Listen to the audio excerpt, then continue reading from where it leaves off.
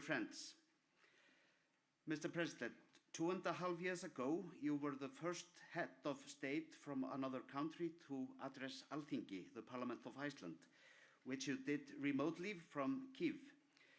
Today, it's a great honor and true privilege for us to receive you here in person to this assembly of Nordic parliamentarians and ministers. On behalf of the Nordic speakers and everyone present, I can affirm that there remains strong and unwavering cross-political support for Ukraine in all our parliaments. We condemn in the strongest terms the illegal and brutal Russian invasion. We applaud and admire the heroic resistance of the Ukrainian people. Russia has shown a blatant disregard for international law, norms, and human rights and must be driven out of Ukraine. Furthermore, Russia must be held accountable for its illegal invasion, heinous war crimes, and the destruction it has brought upon the brave people of Ukraine. This year is historic for the Nordic countries in terms of security. After Sweden joined NATO in March, all the Nordic countries are now members of the alliance.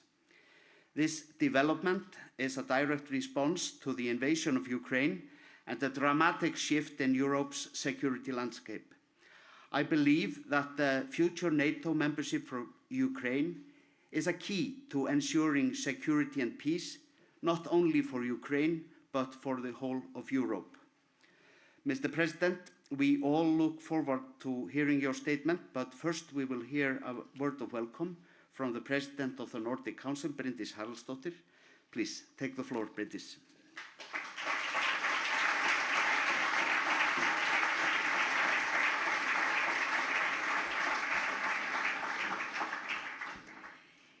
Dear President Zelenskiy, let me, on behalf of the Nordic Council, also warmly welcome you to Alþingi. We are a close community of Nordic countries bound together by common history and culture, and in modern times by our shared values of liberal democracy, human rights, and the rule of law. We are committed to safeguard and promote international law and respect for sovereignty and uphold international rule-based order. Today, these values are under attack, and the current battlefield is your country. You are not only defending yourself against the brutal Russian invasion, you are defending our shared European values, our Nordic values. Since the invasion began, the war in Ukraine and the Nordic response to it have been central to the work of the Nordic Council, which has thoroughly condemned the Russian aggression. Let me assure you that we are all standing in solidarity with Ukraine and that your fight is our fight.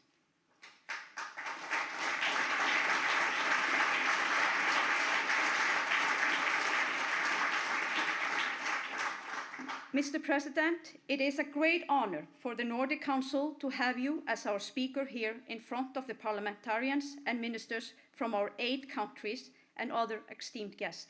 Please take the floor.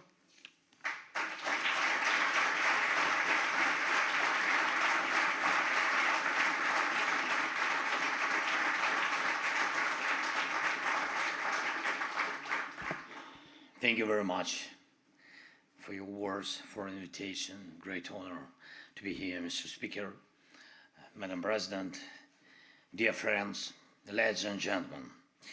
I'm pleased to have this opportunity to address you today. First of all, I would like to thank each of you, as well as the people you represent. Iceland, Norway, Denmark, Sweden, Finland. We truly feel your support, and we will always remember the heartfelt commitment of the Nordic nations in helping us defend our country, our people, our freedom. Thank you so much.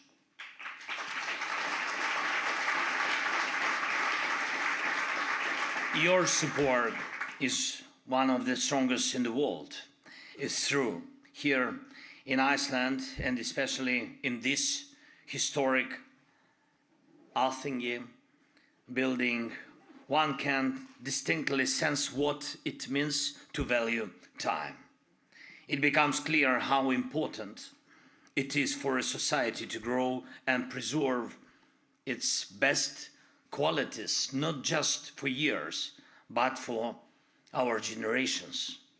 Your respect for freedom, human life, and the environment reflects the time you've had to live in peace, build your culture, and preserve that unique spirit found only in the Nordic countries. You have had this precious time in peace. Ukraine too had the right to such time. Our people, our strong people, deserve generations of peace, a time to live, to develop our culture, and to freely share with the world what makes Ukraine unique. Not a temporary pause of the horror that Russia, Putin, and their aggression has unleashed, nor a few years of quiet before the next Russia's invasion, and certainly not a lifetime under the will of some madman in the Kremlin. Ukrainians have the right to true and lasting peace, and I thank you for helping us achieve it. Without you, we wouldn't have been able to stand strong. Thank you for all your help.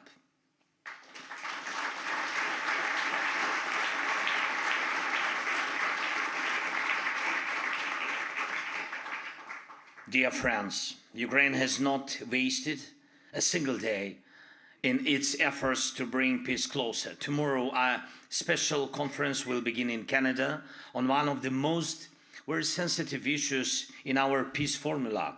The Ukrainian team and many of our partners will work on the matter of bringing back Ukrainian children who were taken by Russia. This is one of the most painful aspects of this terrible war. And we are talking about tens of thousands of children who were abducted by Russia from Ukraine's occupied territories.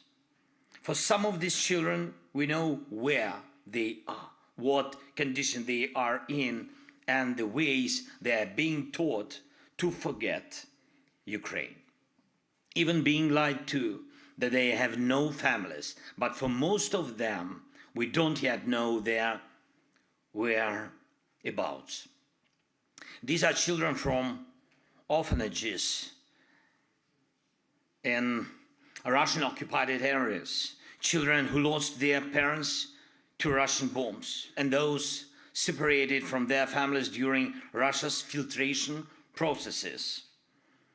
They are infants, teenagers, and so many young lives that should not be scattered across Russia, taught to hate Ukraine, but instead should be with their loved ones in their own country. Forcing children from one nation into another and erasing their identities is clearly a genocidal practice. Russia has been doing this since the very beginning of the invasion. The International Criminal Court has already issued a warrant for Putin's arrest based on these actions. While we have managed to bring some of these children back, each child who spends a year or two in such conditions loses far more than just time. This is, in many ways, a loss of their own future. Wars often leave monuments to unknown soldiers. But let us at least not leave a monument to the stolen and deported futures of these Ukrainian children. This is one of the many, many reasons why this war cannot simply end with mere silence on the front lines after behind-the-scenes discussions and private agreements by a handful of politicians. We must bring back the deported and captured people to Ukraine. We must restore justice for the millions whose cities and villages were destroyed by exactly Russian bombs. We must prevent any return of Russian aggression, and this requires fully restoring the power of international law and the UN Charter. We must secure Ukraine's sovereignty and our territorial integrity, our people's safety, and our right to live freely, just like your nations, just like any other people. Real peace always has many components. It means addressing the needs of both people and security. We have all the answers necessary for this, and I am grateful to your countries and all our partners who support Ukraine's victory plan. It is a clear and powerful set of points that can force Russia into a true peace. Yesterday we discussed it with prime ministers of your countries and the Ukrainian Nordic Summit, at the Ukrainian Nordic Summit, and we spoke about defense, we spoke about our joint production, geopolitical, economic matters, all the things that give us shared strengths. And I thank for the willingness to implement the victory plan. We agreed on this yesterday with the prime ministers of your countries. Dear friends, the free world has everything it needs to defend itself and everything people value in life. It has everything from moral integrity to military strength.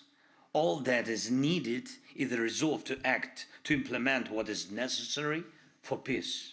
And I urge you to continue to work with us and with all other partners to protect life from Russia's attacks.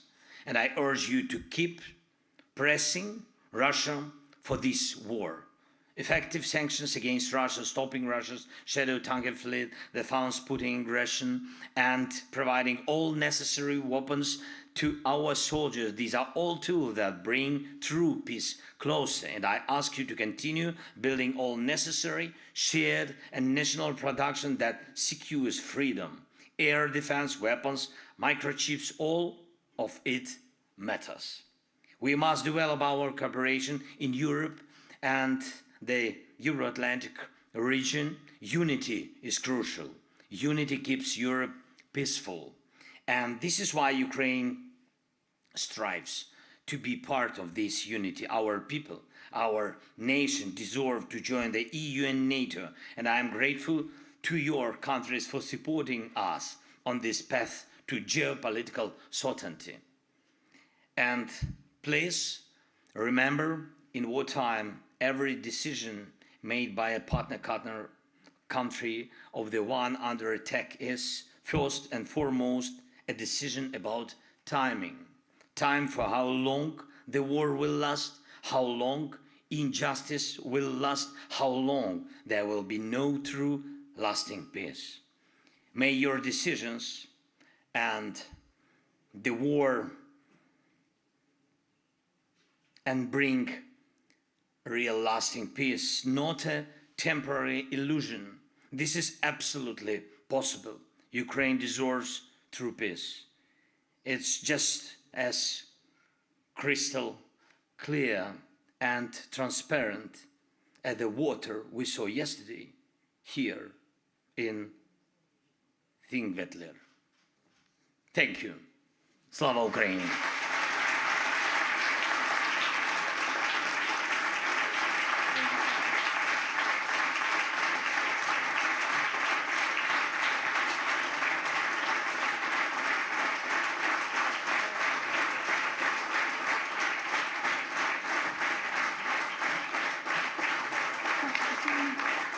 Med Astrid Lind.